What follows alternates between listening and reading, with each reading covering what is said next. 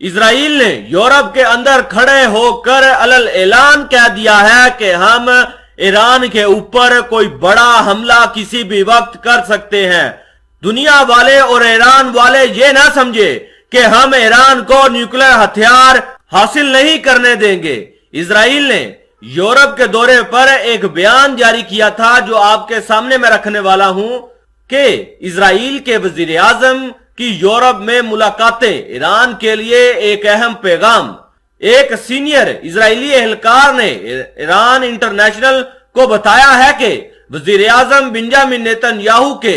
Europe کے حالیہ دورے کا مقصد یہ پیغام دینا ہے کہ ضرورت پڑنے پر اسرائیل ایران کے خلاف تنہا کارروائی کرے گا۔ اس اہلکار نے مزید بتایا کہ نیتن یاہو کی یورپی رہنماؤں کے ساتھ ملاقاتوں کا مقصد انہیں یقین دلانا تھا کہ اسرائیل اسلامی جمہوریہ کے جوہری پروگرام کے خلاف جو بھی ضروری سمجھے گا وہ ضرور کرے گا۔ کچھ یورپی ممالک کے حالیہ دورے اور ان ممالک کے رہنماؤں کے ساتھ ملاقاتیں دونوں ہی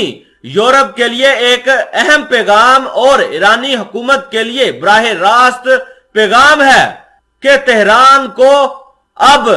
اسرائیل والے نیوکلیر ہتھیار تیار کرنے نہیں دیں گے۔ حال ہی میں اسرائیل کے بنجامن نیتن یاہو جرمنی کے دورے پر گئے تھے اور انہوں نے وہاں کھڑے ہو کر اس بات کا اعلان کیا تھا کہ ایران کے جوہری خطرے کے پیش نظر اسرائیل جو کرنا چاہتا ہے وہ کرے گا، یہاں تک کہ اکیلے بھی۔ ذرائع نے کہا کہ نیتن یاہو نے اپنی میٹنگ میں سٹرائک پر زور دیا کہ وہ ایران کا مقابلہ زیادہ طاقت اور سنجیدگی کے ساتھ کریں گے۔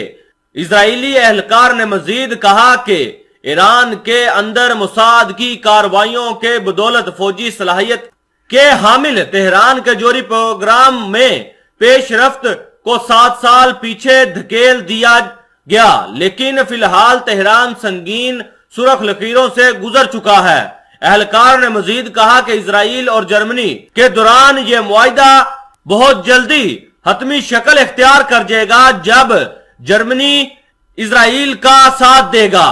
اور جرمنی والے علل اعلان یہ کہیں گے کہ ہم بھی اسرائیل کے ساتھ ہیں اور اسرائیل کے ساتھ مل کر ایران کے جوہری ہتھیار بنانے والے اڈوں کو اڑائیں گے۔ نیتن یاہو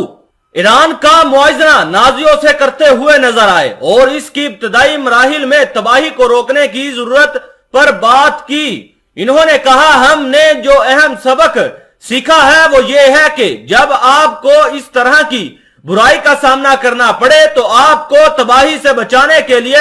برے عزائم کو جلد ہی روکنا پڑتا ہے۔ نیتن یاہو نے بار بار اسلامی جمہوریہ کے جوہری پروگرام کے خلاف فوجی کارروائی کی دھمکی دی ہے کیونکہ یہ ہتھیاروں کے درجے کی سطح کے قریب یورینیم کو افزودہ کرنا چاہتے ہیں۔ جرمنی نے بھی